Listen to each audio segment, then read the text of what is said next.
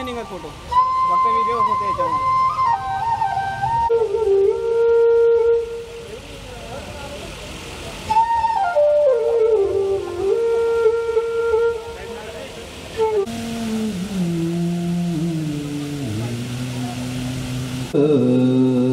आपल्याला लग रहा पहले से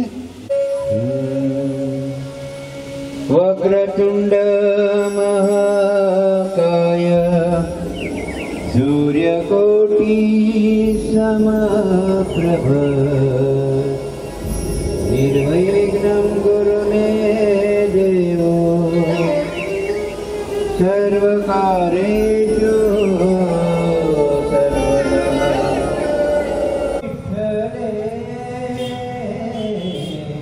kakak darat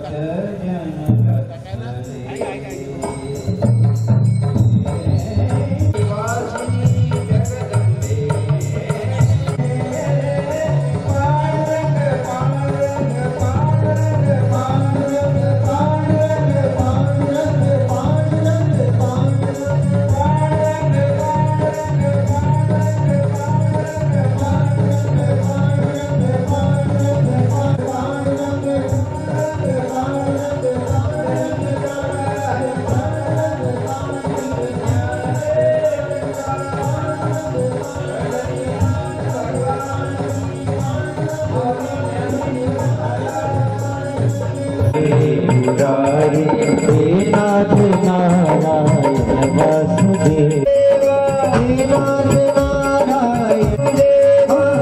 नाथ नारायण वासुदेव श्री कृष्ण गोविंद हरे वासुदेव श्री कृष्ण गोविंद हरे मुरारी हे नाथ नारायण वासुदेव नाथ नारायण वासुदेव नाथ नारायण वासुदेव हे नाथ नारायण नारायण वासुदेव कृष्ण गोविंद हरे मुरारी हे नाथ नारायण वासुदेव श्री कृष्ण गोविंद हरे मुरारी हे नाथ नारायण वासुदेव श्री कृष्ण गोविंद हरे मुरारी हे नाथ नारायण वासुदेव श्री कृष्ण गोविंद हरे मुरारी हे नाथ नारायण वासुदेव हे नाथ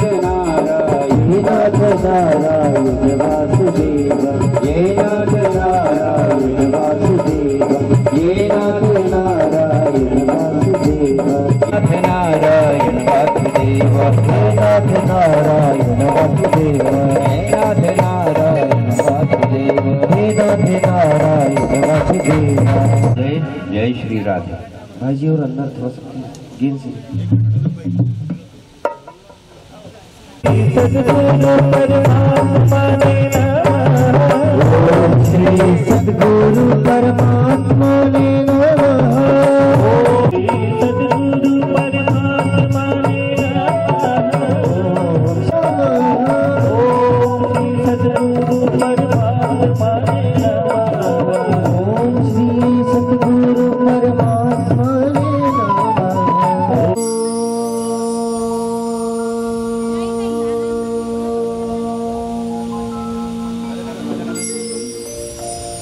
नमो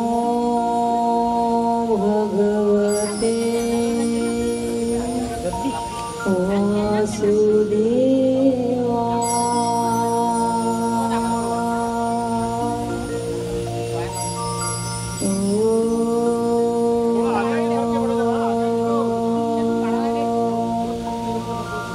स्वस्ति श्री गणेशाय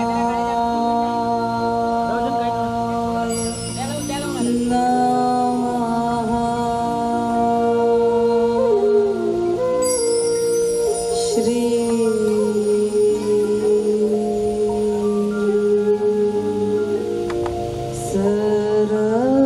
सरस्वते नमः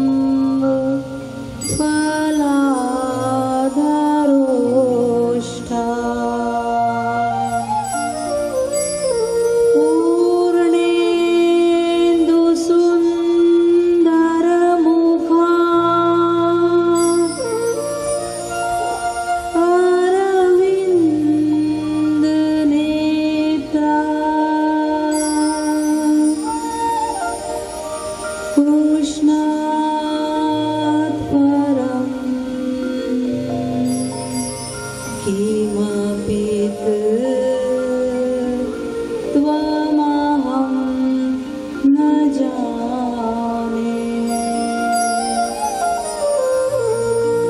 जन्माद्यस्य यतोऽन्वयादितरतश्चार्थेष्वभिज्ञस्वराट् तेने ब्रह्म हृदयाय आदि कवये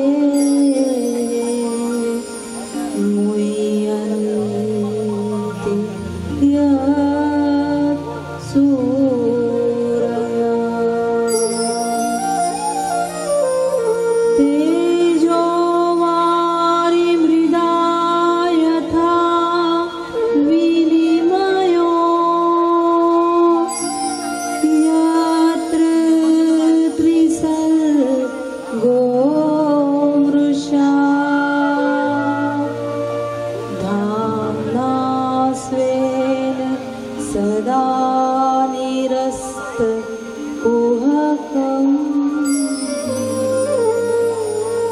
सत्यं परं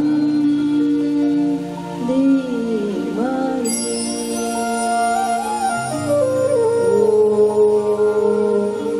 सत्यं परं धीमहि।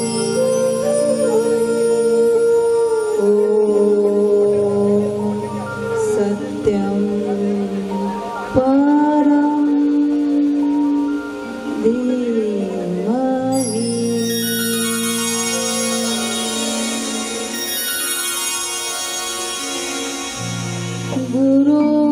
गुरुर्ब्रह्मा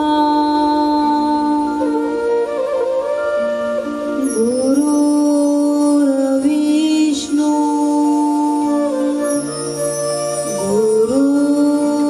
गुरुर्देवो महेश्वरा गुरुर्साक्षात् परब्रह्म तस्मै श्री गुरुवे नमः। तस्मै श्री गुरुवे नमः। तस्मै श्री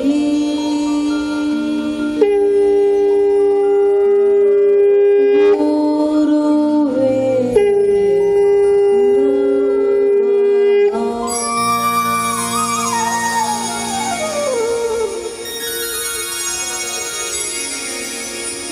बोलिए कृष्ण कन्हैया लाल की जय। श्री रामचंद्र भगवान की जय। श्री रुक्मिणी मात की जय। श्री हनुमान जी महाराज की जय।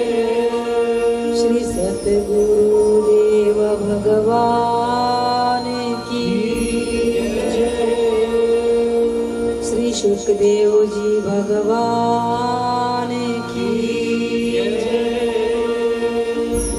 श्रीमद्भागवत महापुराण की जय। गौ माता की जय। भारत माता की जय। सब साधु संतन की जय।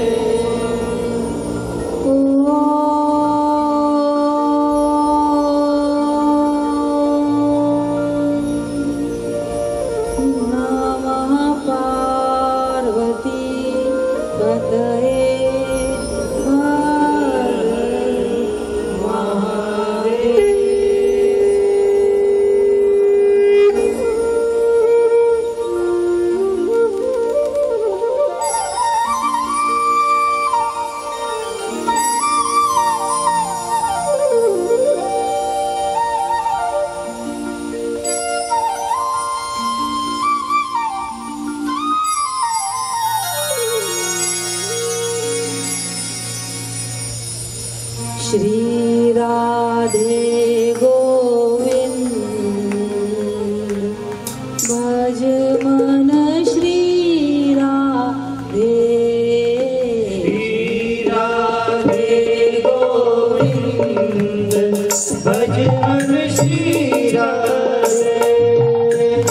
श्री राधे गोविंद भज मन श्री राधे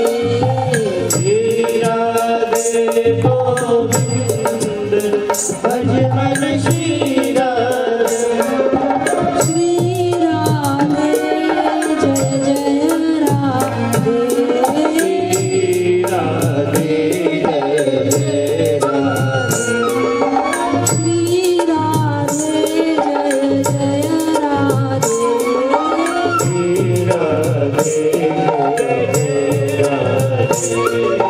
श्री राधे गोविंद भज मन श्री राधे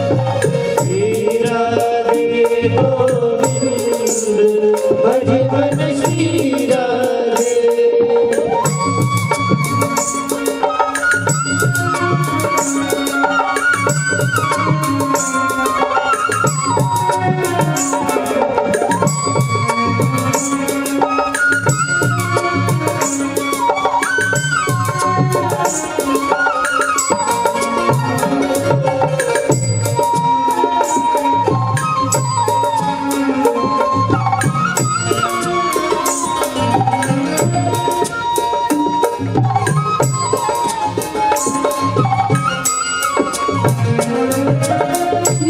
राधे श्री राधे जय जय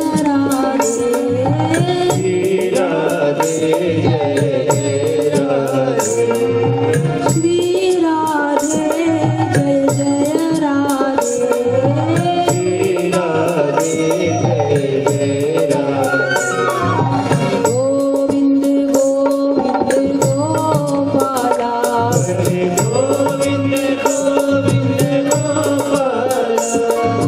गोविंद गोविंद गोपाला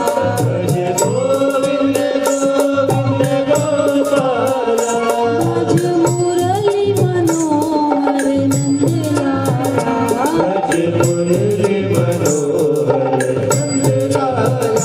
भज मुरली मनोहर नंदलाला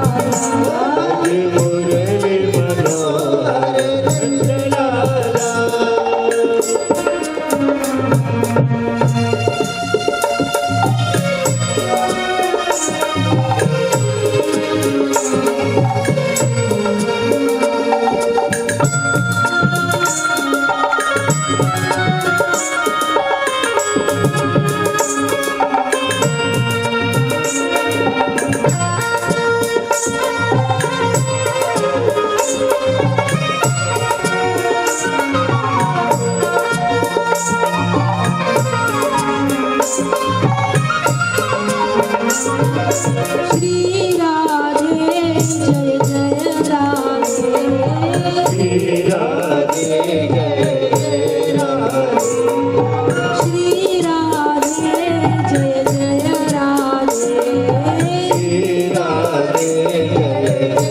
राधे श्री राधे गोविंद भज मन श्री राधे श्री राधे गोविंद भज मन श्री राधे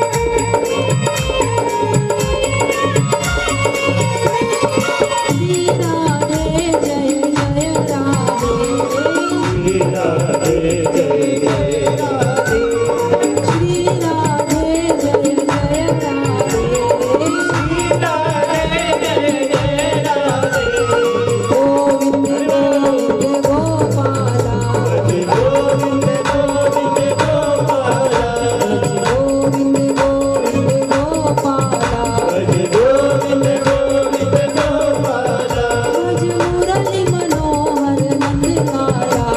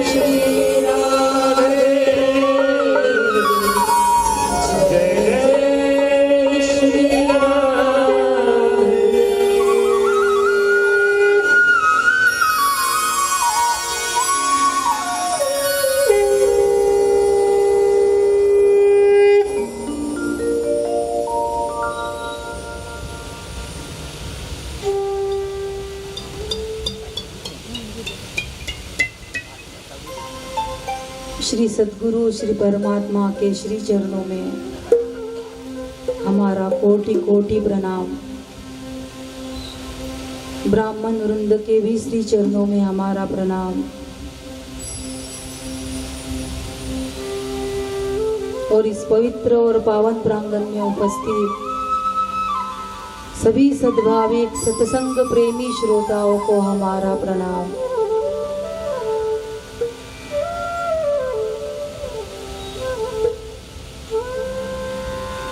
वैदिक वाङ्मय का सर्वोच्च सद्ग्रंथ श्रीमद् भागवत महापुराण आज षष्ठम दिवस की कथा में आप हम सभी प्रवेश करें।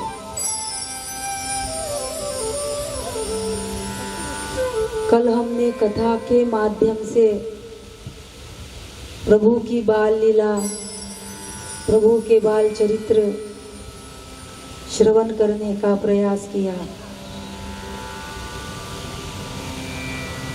और हमने देखा कि परमात्मा अनंत चेतनाधीश परमानंद पुंज यादवेंद्र नंद नंदन श्री कृष्ण चंद्र अपने वाम हस्त की कनिष्ठिका उंगली पे 21 किलोमीटर का श्री गिरिराज गोवर्धन धारण करते हैं। भगवान ने 21 किलोमीटर का गिरिराज गोवर्धन धारण करके वृंदावन वासियों पे कृपा की और गोपियों ने, सभी वृंदावन वासियों ने भगवान को एक नाम दिया, गोपी जन वल्लभ प्रिय। भगवान ने जब गिरिराज को धारण किया ना वाम हस्त की कनिष्ठिका उंगली पे, तब भगवान के सखा ने, किसी एक सखा ने कन्हैया से पूछा, कन्हैया ये तो बता रहे कि तूने इतने बड़े गिरिराज गोवर्धन को 21 किलोमीटर के अपनी एक छोटी सी उंगली पे कैसे उठा लिया। एक सखा ने पूछा कन्हैया से, क्या रहस्य है इसमें, कैसे उठाया तूने इतना बड़ा 21 किलोमीटर का। तो कन्हैया ने मुस्कुराते हुए कहा, भैया कछु माखन को बल बढ़्यो। कृष्ण क्या कह रहे, कछु माखन को बल बढ़्यो, कछु गोपिन कर्यो सहाय। कछु माखन को बल बढ़्यो, कछु गोपिन कर्यो सहाय। और श्री राधा रानी की कृपा ते मैंने गिरिवर लियो उठाए। कन्हैया कह रहे, सुन सखा, कछु माखन को बल बढ़्यो, मैंने आप ब्रजवासियों का जो चुरा चुरा के माखन खाया ना, कुछ उसका बल बढ़ गया। और कछु गोपिन कर्यो सहाय, कुछ आप लोगों का इतना प्रेम, इतना स्नेह, सारे ग्वाल बालों का, सारे गोपियों का, सारे ब्रजवासियों का इतना प्रेम कि आप लोगों की प्रेम की शक्ति मुझे मिली। कछु गोपिन कर्यो सहाय। और श्री राधा रानी की कृपा थे, यानी कन्हैया कह रहे हैं कि इसमें हमारा कोई बड़प्पन नहीं है, हमारा कोई हाथ नहीं है, कोई पराक्रम नहीं है, श्री राधा रानी की कृपा थे। और कुछ राधा रानी की कृपा, और सच में वहाँ राधा रानी खड़ी थी। ऐसा भागवत में तो वर्णन नहीं है, लेकिन अन्य जगह पे ऐसा वर्णन मिलता है कि राधा रानी भी वहाँ आई थी और परमात्मा को गिरिराज उठाने में सहायता की थी। तो श्री राधा रानी की कृपा से मैंने गिरिवर लियो उठाए। और परमात्मा ने 7 दिन 7 रात्रि, पूरे 7 दिन और 7 रात तक, 7 वर्ष के कन्हैया 7 दिन 7 रात तक 7 कोस का, 21 किलोमीटर यानी 7 कोस हुए ना, 7 कोस का गिरिराज उठा के 7 दिन तक रखा, पूरे 7 दिन, और केवल 7 वर्षीय कन्हैया, केवल 7 साल के, और पूरे ग्वाल बाल गोपिया नंद बाबा यशोदा सब उस गिरिराज के नीचे खड़े हैं। धो धो धो धो वर्षा हो रही है और सारे टकटकी लगा के एक तक कन्हैया को देख रही है। किसी को भूख नहीं लगी, किसी को प्यास नहीं लगी। कन्हैया एक हाथ पे पर्वत उठाए और एक हाथ से बंसी बजाए खड़े हैं कन्हैया, और सभी एक टकी लगा के परमात्मा को देख रहे हैं और कहते हैं कि यशोदा मैया है ना, प्रतिदिन कन्हैया को 8 बार कुछ न कुछ बना के खिलाती थी। 8 बार, यानी हमने कल कहा ना कि 3 घंटे का एक पहर होता है, और एक दिन में 24 घंटे में 8 पहर होते हैं, 3-3 घंटे के, 8 या 24, ऐसे 3-3 घंटे के एक पहर होते हैं।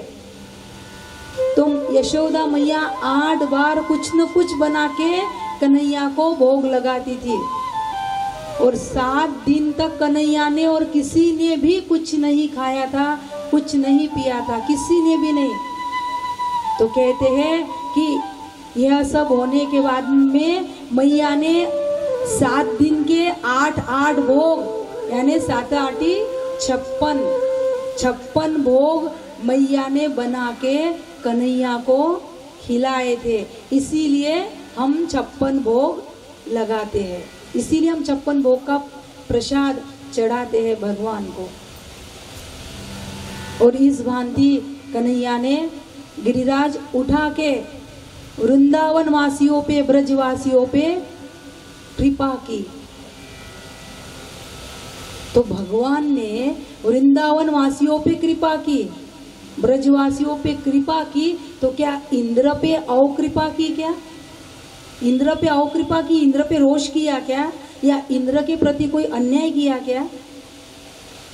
रामायण में दिखाई दिया कि राम जी ने धनुष तोड़ा, सीता जी से नाता जोड़ा, रामायण में ऐसा दिखाई देता है। लेकिन क्या केवल धनुष टूटने से क्या केवल सीता जी से नाता जुटा क्या? अरे सीता जी की जो मैया थी सुनैना, उन्हें शंका हो रही थी कि इतने से राम जी केवल 15 वर्ष के थे जब विवाह हुआ था, तो इतने छोटे राम जी, इतने सुकुमार, इतने बड़े शिव धनुष को कैसे तोड़ेंगे? माता सुनैना को शंका थी। तो धनुष टूटने से माता की शंका नहीं टूटी क्या? धनुष टूटने से माता की शंका भी टूटती है। और जनक जी को पश्चाताप हो रहा था, क्या मेरी बेटी कुंवारी रह जाएंगी? पश्चाताप हो रहा था ना जनक जी को, क्योंकि वीर विहीन मही में जाने, क्या सारी पृथ्वी वीरों से रहित हो गई है? जनक जी को पश्चाताप हो रहा था। तो क्या धनुष टूटने से जनक जी का पश्चाताप नहीं टूटा क्या? जो वहां पे और एक कितने राजा महाराजा आए थे सीता स्वयंवर में भी, तो कुछ उस राजाओं में से अभिमानी राजा भी बैठे थे वहां पे, कुछ बड़े अभिमान में बैठे थे। तो धनुष टूटने से उन अभिमानी राजाओं का अभिमान नहीं टूटा क्या? इन सब का टूटना ही तो परमात्मा के साथ में जुटना है। इन सब का टूटना, जनक जी का पश्चाताप टूटा, माता की शंका टूटी, अभिमानी राजाओं का अभिमान टूटा, इन सब का टूटना ही तो राम जी के साथ में जुटना है। और हमें भी यदि भगवान के साथ में जुटना होगा ना, हमें भी 2400 घंटे हमारी भक्ति होनी चाहिए। 2400 घंटे हम प्रतिदिन, पहले दिन से बोल रहे, 2400 घंटे यदि हमारी भक्ति होनी चाहिए तो केवल एक काम करना, केवल एक काम करना, बस इतना, 24 घंटे बस इतना स्मरण रखना कि मेरे परमात्मा की मुझ पे निरंतर कृपा बरस रही है, मेरे ठाकुर की मुझ पे निरंतर कृपा बरस रही है। 24 घंटे यदि भक्ति करना हो सकता हम कभी किसी जाते जाते किसी गड्ढे में गिर जाए, हो सकता है ऐसा, बाय चांस ध्यान न रहे, जैसे नजर हटी और दुर्घटना घटी। यदि हम किसी गड्ढे में गिर भी जाए तो ये मत सोचना कि मैं ही क्यों गिरा, ये सोचना कि हो सकता है इससे भी ज्यादा कोई बड़ी दुर्घटना होने वाली थी, परमात्मा ने शॉर्टकट में निपटा दिया, कम में उड़का दिया परमात्मा ने। 24 घंटे, यानी सीधी भाषा में कहे तो 24 घंटे परमात्मा ऑनलाइन रहता है। 24 घंटे परमात्मा ऑनलाइन रहता है, ऑफलाइन होता ही नहीं है। गूगल की और नेट की भाषा में 24 घंटे परमात्मा ऑनलाइन है, देख रहा है, मुझे निहार रहा है। शायद ये जल्दी समझ में ना आए। 24 घंटे परमात्मा, उसका बिल्कुल लेट पैक खत्म ही नहीं होता उसका। 24 घंटे परमात्मा मुझे निहार रहा है, ऑनलाइन है परमात्मा। एक व्यक्ति पूजा की थाली लेके मंदिर जा रहा था। एक व्यक्ति पूजा की थाल लेके मंदिर जा रहा था, उसके पैर में कांटा चुभा, और कांटा भी कैसी चुभा पता है? नीचे से चुभा और सीधा ऊपर आया, इतना बड़ा कांटा चुभा। वह व्यक्ति ने पूजा की थाल नीचे रखी और रोने लगा। वो व्यक्ति रोया तो वो चौराहे पे 4 लोग खड़े रहते, बातें करते हैं ना चौराहे पे या पान ठेले पे, उसमें का एक व्यक्ति आया और कहने लगा, लेना टोले, भगवान की पूजा के लिए जा रहा था ना, कैसे कांटा चुभा, रोना पड़ रहा, उससे तो हम अच्छे, हम हंस रहे, तुझे रोना पड़ रहा कांटा चुभा। तो वो व्यक्ति बोले, भाई मैं कांटा चुभा इसलिए नहीं रो रहा, तो फिर मैं तो परमात्मा के कृपा का धन्यवाद दे रहा हूँ कि परमात्मा तेरी कितनी कृपा है, मैं उसका धन्यवाद दे रहा हूँ। तो बोले, कृपा, कांटा चुभा और तू कृपा का धन्यवाद दे रहा? तो उस व्यक्ति ने इतना सुंदर जवाब दिया, भैया हो सकता है ऐसा भी हो कि कोई मेरा बड़ा एक्सीडेंट होने वाला था, लेकिन भगवान ने वो एक्सीडेंट की घटना को टाल दिया और कांटे पे निभा दिया। 24 घंटे परमात्मा की कृपा में हम जिए, नित्य प्रभु की कृपा में 24 घंटे हमारी साधना होगी। हम नहीं बैठ सकते 24 घंटे परमात्मा के पास, कोई भी नहीं बैठ सकता, क्योंकि वैसी प्रकृति नहीं बनी हमारी। कुछ सोने के लिए भी समय देना पड़ेगा, कुछ काम धंधे के लिए भी देना पड़ेगा, कुछ बच्चों के लिए, परिवार के लिए, सबके लिए समय देना पड़ेगा। फिर क्या 1 घंटा भी हम क्या 1 घंटा करके भूल जाए परमात्मा को? यानी 1 घंटा भगवान की भक्ति, 23 घंटे प्रपंच। इसलिए 24 घंटे नित्य प्रभु की कृपा में यदि जीना है तो केवल इतना चिंतन करते रहे कि तू ही नाम तारन, सभी काज सारन, धरो उसका धारन, निवारण करेगा। न था दात ताको, दिया दूध माँ को, खबर है खुदा को। न था दात ताको, दिया दूध माँ को, खबर है खुदा को, सबर वो मरेगा। तेरा ढूंढ सीना, मिटा दिल का कीना, जिन्हें पेट दीना वो आप ही भरेगा। मुरादम कहे जो मुकद्दर के अंदर, जिन्हें टांक मारा न टारा टरेगा।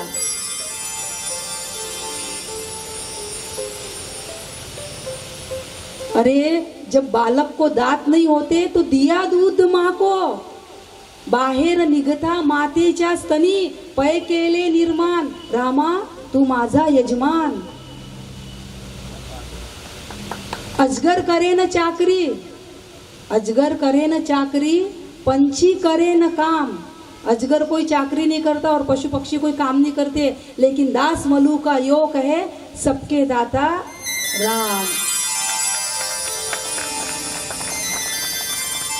अब ये मत, इसका अर्थ ये मत निकालना या ऐसा मत समझना कि हम आपको आलसी बना रहे। अब कल से हमें दफ्तर में जाने की जरूरत नहीं, खेती में जाने की जरूरत नहीं, ऑफिस में, दुकान में, क्योंकि अब माता देवी जी ने कह दिया कि अजगर करे न चाकरी, पंछी करे न काम।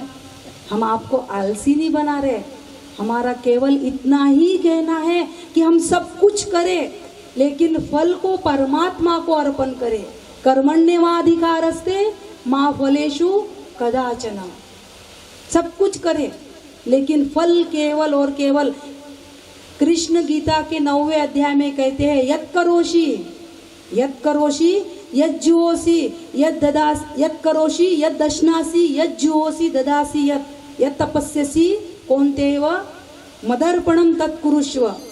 यत् करोषि तू जो करता है, यत् दशनासि तू जो खाता है, यत् जुहोसि तू जो हवन करता है, ददासि यत् तू जो दान देता है, यत् तपस्यसि हे कौन्तेय अर्जुन तू जो तपस्या करता है, क्या कर, तत्कुरुष्व मदर्पणम, सब का सब मुझे अर्पण कर। हम कुछ भी करें लेकिन फल केवल, और वैसे भी हमारे चाहने से होता क्या है, यहाँ पे कुछ होता है क्या? हमारे चाहने से जब होता ही नहीं है तो फिर फल को क्यों ना अर्पण करें हम परमात्मा पे? हम क्यों निष्काम कर्म क्यों न करें? सकाम कर्म बहुत कर लिए आज तक, सकामता बहुत रख ली, मैं ऐसा करूँगा तो वैसा हो जाएगा, ये करूँगा तो वो, लेकिन अब निष्काम कोई एक हाथ तो कर्म करके देखे हम निष्काम। हम पूर्णतः परमात्मा के आश्रित जिए, पूर्णतः। जैसे एक बालक जीता है ना, एक बालक माँ के आश्रित। हमने उस दिन भी कहा था बालक आंगन में गया और आंगन में यदि कुआं होगा माँ को चिंता रहती है, ये गया तो सही, कुएं में तो नहीं गिर जाएगा, गेट खोल के बाहर तो नहीं निकल जाएगा, गाड़ियाँ शुरू रहे, माँ काम करेंगी भीतर लेकिन ध्यान रहेगा पूरा बालक के ऊपर। ऐसे ही हम यदि परमात्मा के आश्रित रहेंगे ना, वो इतना ध्यान रखता है, और हमारा स्वयं का अनुभव है ये, हमारा अनुभव से कह रहे ये बात। योगक्षेम वयाम में हम उसके योग की और क्षेम की मैं वहन करता हूँ। कृष्ण गीता में कहते योगक्षेम वयाम में हम, और अनुभव से कह रहे हैं। सिर्फ परमात्मा पे छोड़ के देखो फिर वो क्या। और ऐसे तो कितने कितने उदाहरण हमारे शास्त्रों में मिलते हैं कि भक्तों के लिए भगवान ने क्या क्या नहीं किया, और हम पहले दिन से बता रहे हैं कि भक्त के लिए भगवान क्या क्या नहीं करता।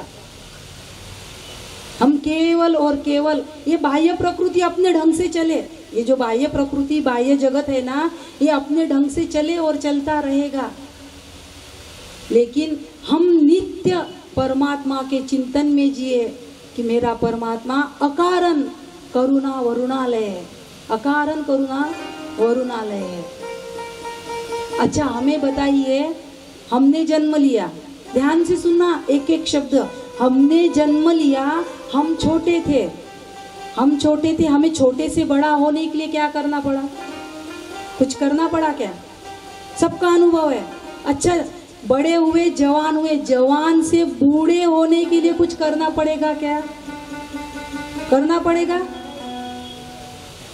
पड़ेगा क्या? अनायास। अच्छा बूढ़े हो गए, अब मरने के लिए कुछ करना पड़ेगा क्या? भ्राम्यन् सर्वभूतानि यंत्रारूढ़ानि मायया, गीता में कहते भ्राम्यन् सर्वभूतानि, ये यंत्र चल रहा है बराबर। हम माँ के गर्भ में आए, हमारी ये इंद्रियां बनाई भगवान ने एक एक।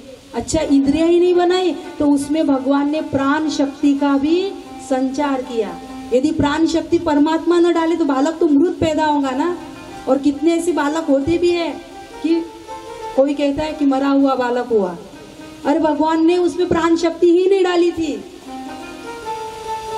ये हमारे भीतर इतनी इंद्रियां है, आँख को जो देखने की शक्ति है या जो रोशनी है वो किसने दी हमें?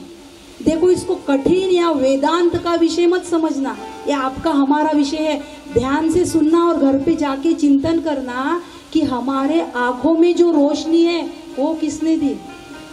हमारे कानों में जो यंत्र है सुनने का, जिसे सुनाई नहीं आता वो बाहर से लगाता यंत्र, लेकिन जिसे सुनाई आता वो स्वयं, वो किसने दिया हमें? वो किसने? ये जीभ को स्वाद चखने की शक्ति किसने दी? नाक को सूंघने की, हाथ को काम करने की, पैर को चलने, अरे ये जाने दो, लीवर, किडनी, ब्रेन, हार्ट, क्या क्या नहीं भरा पड़ा है हमारे भीतर। ये किसने दिया हमें? कारे नाठवीसी, क्यों हम उस परमात्मा को याद नहीं करते? फिर कारे नाठवीसी कृपाळू देवासी पोसी जगासी। हम क्यों याद न करें उस परमात्मा को, क्यों उसे धन्यवाद न दे। इतना सब दिया। अरे हम अन्न खाते हैं, खाते तो अन्न है ना, उसका रस, रक्त, मांस, मेद, मज्जा और शुक्र, ऐसे 7 धातु हमारे भीतर बनते हैं। कौन बनाता है ये? अन्न से ये सब बनता है हमारे भीतर। है विज्ञान में ये ताकत। हम विज्ञान का अनादर नहीं कर रहे। विज्ञान अपनी जगह पे है, लेकिन ये विज्ञान कर सकता है क्या? कर सकता है। गाय ने घास खाना और दूध देना, गाय ने हरा घास खाना और सफेद दूध देना। ये किसकी ताकत है? ये किसकी बदौलत चल रहा है सब कुछ? बस ये सोचना घर पे जाके। और देखो परमात्मा ने कितने जॉइंट दिए हमें, कोहनी, कलाई, कंधे, घुटने, कमर, कितने जॉइंट है। कौन से गम पेंट से जोड़े भगवान ने जॉइंट, या कौन से सुई धागे से सिए? सिलाई दिखती है उसकी? या अभी कोई हाथ पैर फ्रैक्चर हो जाए, हम डॉक्टर के पास जाए तो भले ही अंदर रॉड रहेंगे या ऊपर से प्लास्टर लगाएंगा या जो भी रहेगा, दिखता है, लेकिन ओरिजिनल कुछ भी नहीं दिखता।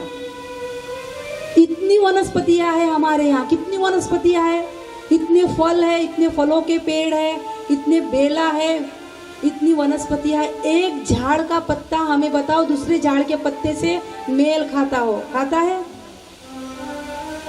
हम इतने मनुष्य है, वही सारा मटेरियल है, आँख, नाक, ये सब। किसी का चेहरा किसी से मिलता है क्या?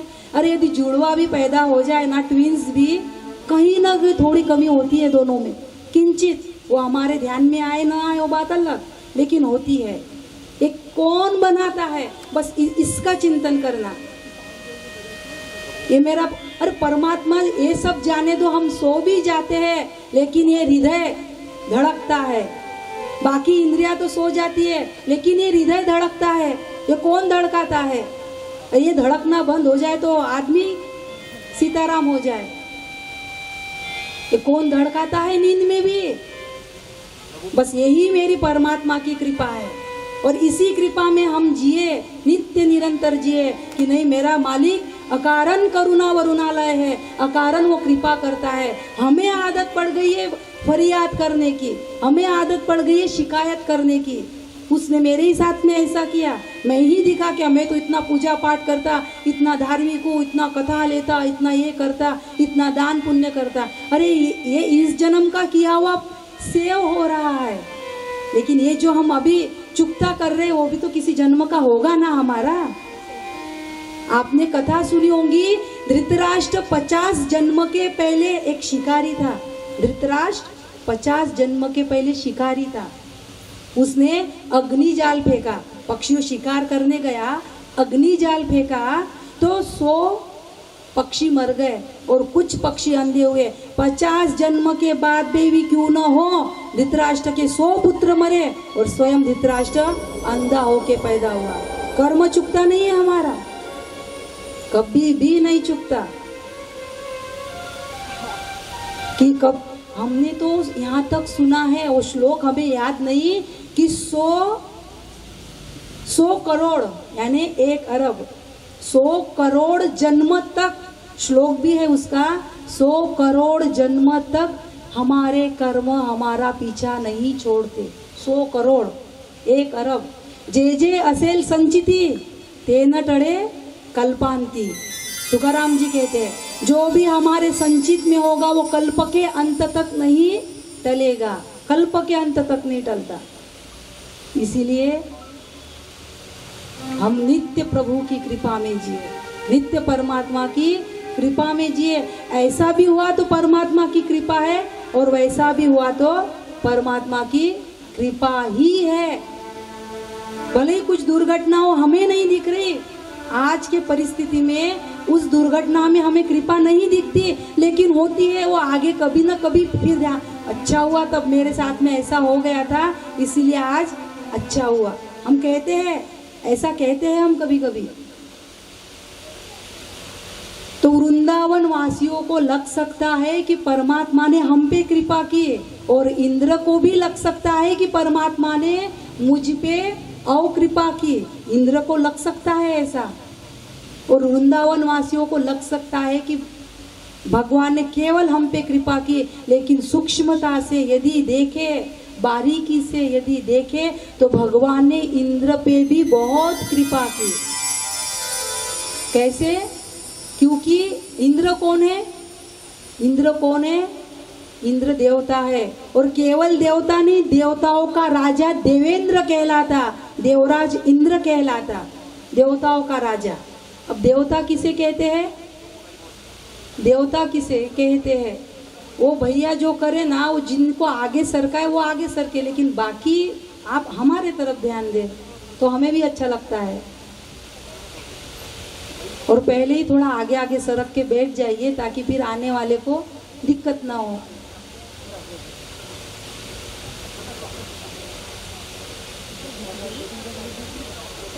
तो इंद्र को लग सकता है कि हम मुझ पे भगवान में अकृपा की, लेकिन बारीकी से सूक्ष्मता से देखे तो भगवान ने इंद्र पे भी बहुत कृपा की, क्योंकि इंद्र देवताओं का राजा देवराज इंद्र है, देवेंद्र है। और देवता किसे कहते? देवता उसे कहते हैं कि जिसमें दिव्यता हो, जिसमें दिव्य गुण हो, उसे देवता कहते हैं, जिसमें दिव्य गुण हो। और दिव्य गुण कौन से? दया, क्षमा, शांति, तिथे देवाची वसती। जिसमें दया हो, क्षमा हो, शांति हो, वहाँ देवताओं की वास होता है। दया, क्षमा, शांति, तिथे देवाची वसती, ये देवताओं के गुण है। इंद्र तो देवताओं का भी राजा है, तो उसमें इससे भी ज्यादा गुण होने चाहिए। देवेंद्र है वो, उसमें तो इससे भी ज्यादा गुण होने चाहिए। लेकिन हमने कल प्रसंग देखा कि इंद्र ने जो किया, इंद्र ने जो अहंकार में मुझे छोड़ के एक पर्वत की पूजा, मुझे छोड़ के मी उसल्याची भी मुझे छोड़ के एक पर्वत की पूजा करे, इंद्र को अहंकार आया। अहंकार आया तो फिर उसके बाद में क्रोध आया। कहाँ दया है, कहाँ क्षमा है, कहाँ शांति है? इंद्र ने जो किया, 7 दिन तक लगातार वर्षा की, इंद्र ने जो किया उसमें दया, क्षमा, शांति किसी का भी कोई दिखता है कुछ दिनों में से? कुछ भी नहीं दिखता। यानी देवराज इंद्र अपने दिव्य गुणों से वंचित हो गया था।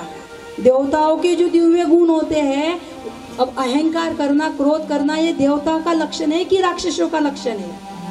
राक्षसों का लक्षण है, देवताओं का लक्षण नहीं है ये। तो फिर इंद्र अपने दिव्य गुण से जो वंचित हो गया था, उससे रहित हो गया था। परमात्मा ने इंद्र को अपने फिर से उसके दिव्य गुणों में स्थित किया। तो क्या है, परमात्मा की कृपा नहीं है इंद्र पे? परमात्मा की इंद्र पे कृपा है कि भगवान ने फिर से देवराज इंद्र को अपने देवत्व में स्थिर किया, अपने दिव्य गुणों में उसे स्थिर किया। और कहते हैं कि भगवान ने गिरिराज गोवर्धन उठा के वृंदावन वासियों पे कृपा की, और इंद्र के अहंकार का नाश करके भगवान ने इंद्र पे भी कृपा ही की। और कहते हैं कि 7 दिन ब्रज में लगातार वर्षा हुई ना, 7 दिन तक, तो उसके बाद में इंद्र को प्यास लगी। इंद्र को प्यास लगी तो इंद्र ने कहा अपने सेवकों से कि जल लाओ। तो सारे सेवकों ने कहा कि अब जल तो ब्रह्मलोक से लाना पड़ेगा, जल ब्रह्मलोक से लाना पड़ेगा। तो बोले क्यों? तो बोले हमारे पास का जल पूरा खत्म हो गया। तो कहाँ गया? बोले इंद्र बोले अरे स्वामी, आप ही ने तो कहा था कि ब्रज में बहा दो, पूरा बरसा दो पूरा, तो आपने पूरा ब्रज में बरसा दिया। तो हाँ बोले, हम पूरे मेघ खाली हो गए, संवर तक मेघ जो प्रलय के समय छोड़े जाते हैं, हम पूरे के पूरे मेघ खाली हो गए। तो इंद्र को लगा कि पूरे मेघ खाली हो गए, पानी पीने तक का जल स्वर्ग में नहीं ब्रह्मलोक से लाना पड़ेगा। तो फिर जिस ब्रज में आपने 7 दिन लगातार वर्षा की, वो ब्रज तो पूरा बह के गया होगा। ब्रज इतना 7 दिन धो धो धो धो हाथी के सूंड जितनी बूंदे, इतनी वर्षा की, तो फिर ब्रज तो पूरा बह गया होगा। सेवकों ने कहा, स्वामी ब्रज बहना तो दूर, अभी वहां पे धूल उड़ रही है, धूल एक तिनका तक नहीं बहा ब्रज का, एक तिनका तक। इंद्र को आश्चर्य हुआ, पूरे मेघ खाली हो गए लेकिन ब्रज का एक बाल भी बाका नहीं हुआ। इंद्र ने पूछा, इतना जल कहाँ गया? तो सेवक बोले, स्वामी वो तो पता नहीं, लेकिन बस एक 7 वर्षीय लड़का गिरिराज को धारण करके खड़ा है और एक हाथ से बांसुरी बजा रहा है, जल कहाँ गया पता नहीं। और कहते हैं, हमने सुना है कि भगवान का सुदर्शन चक्र, एक इधर से सुदर्शन चक्र उस जल को सुखा रहा था और एक इधर से अगस्त ऋषि उस जल को पी रहे थे। अगस्त ऋषि एक ओर से सुदर्शन सुखा रहा था उस जल को, एक ओर से अगस्त ऋषि पी रहे थे। अगस्त ऋषि ने 3 आचमन में यानी 3 घूंट में पूरे समुद्र को पिया था, वो अगस्त ऋषि है। 3 घूंट में, केवल 3 घूंट में पूरे सागर को पी लिया था। इंद्र को ध्यान में आ गया, हो मुझसे बहुत बड़ा अपराध हो गया, जघन्य अपराध हुआ कि जो अखिल ब्रह्मांड का परमात्मा है, मैंने उस पे शंका की, मैंने उस पे शंका की। इंद्र को पश्चाताप होने लगा, अब क्या करे, अब कौन से मुंह से जाऊं मैं भगवान के पास, कौन सा मुंह लेके जाऊं, इतनी बड़ी गलती हो गई मुझसे, कैसे जाऊं? इंद्र सोचने लगा। और इंद्र समझदार है, इंद्र ने पता है क्या किया, अकेले नहीं गया, किसको लिया साथ में? आपको पता होगा किसको लिया, किसको लिया साथ में इंद्र ने? गौ माता को, सुरभि नाम की गौ माता को इंद्र ने साथ में लिया। सुरभि गौ माता को आगे आगे किया, उसकी पूंछ पकड़ के इंद्र पीछे। अब किसकी गलती हो जाए, किससे गलती हो जाए तो वो थोड़ा दबा हुआ ही रहता है ना, संकोच में रहता है। और गलती भी कोई साधारण व्यक्ति की नहीं, किसकी हुई? अखिल ब्रह्मांड के नायक की गलती हुई, अखिल ब्रह्मांड के नायक की। हनुमान जी महाराज आ गए कथा श्रवण के लिए, कोई बात नहीं, बैठे रहने दो, चले जाएंगे चले जाएंगे। नहीं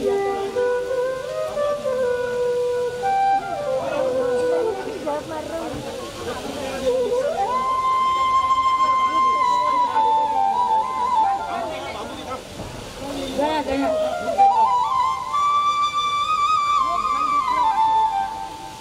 हनुमान जी महाराज आए कथा श्रवण करने के लिए, उनको लग रहा बस अब छठा दिन है, कल तो विराम हो जाएगा।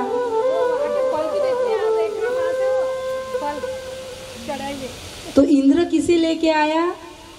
सुरभि गौ माता को लेके आया। गौ माता आगे आगे और इंद्र पीछे बैठा है पूंछ पकड़ के।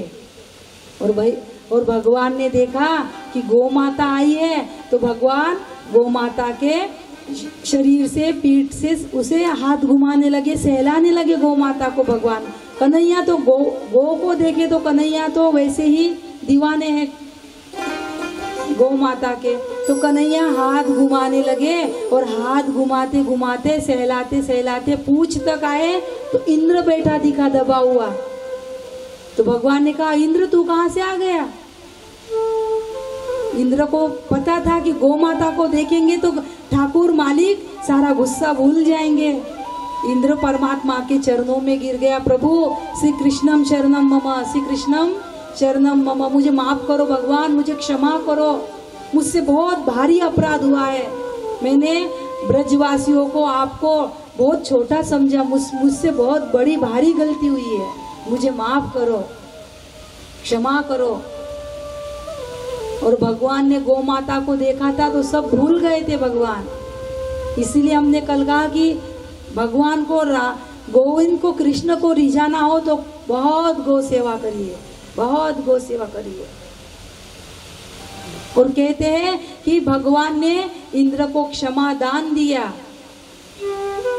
इंद्र ने भगवान की स्तुति गाई और गौ माता, सुरभि गौ माता ने इंद्र का अभिषेक किया, अपने दूध से इंद्र का अभिषेक किया। और इंद्र ने भगवान का एक नाम रखा, क्या नाम रखा भगवान का?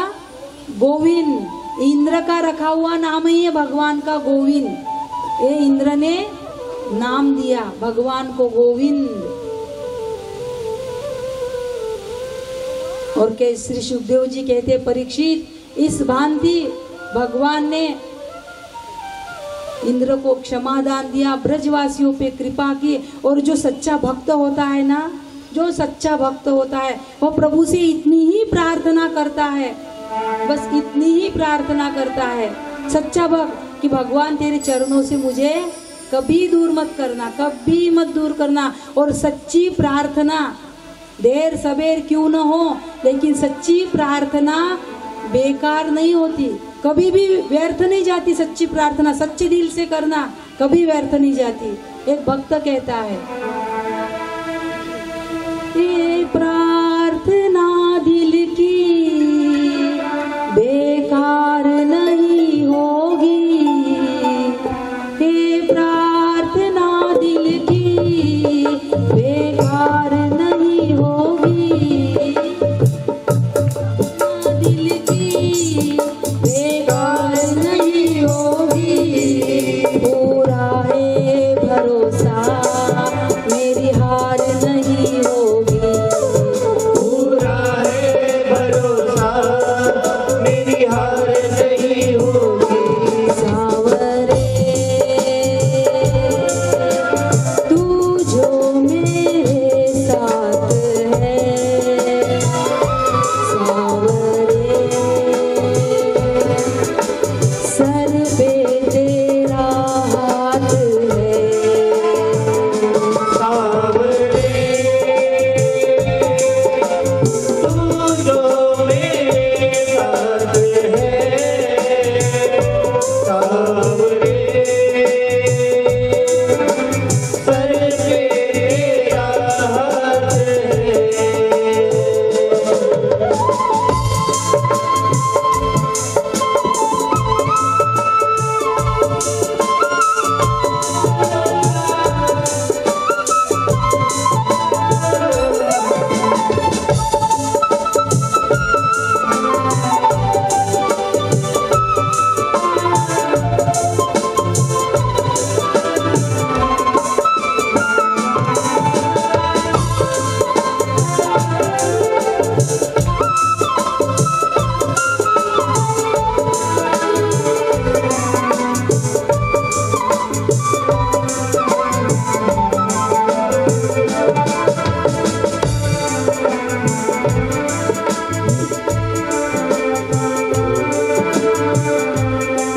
विश्वास नानी का द्रौपदी का रंग लाया, विश्वास नानी का द्रौपदी का रंग लाया।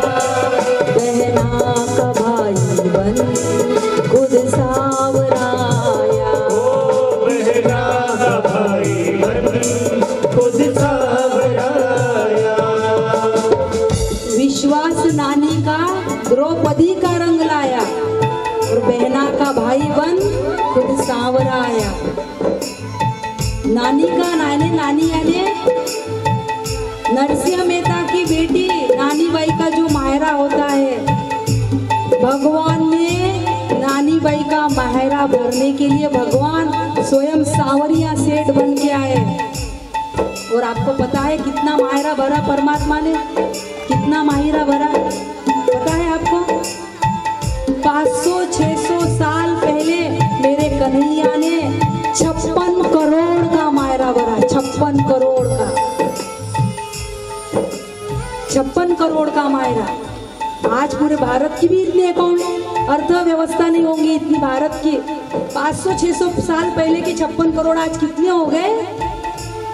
तब 1 रुपए 2 रुपए तोला सोना मिलता था और क्या जमीन 1-1 एकड़ 1-1 रुपए में मिल जाती थी।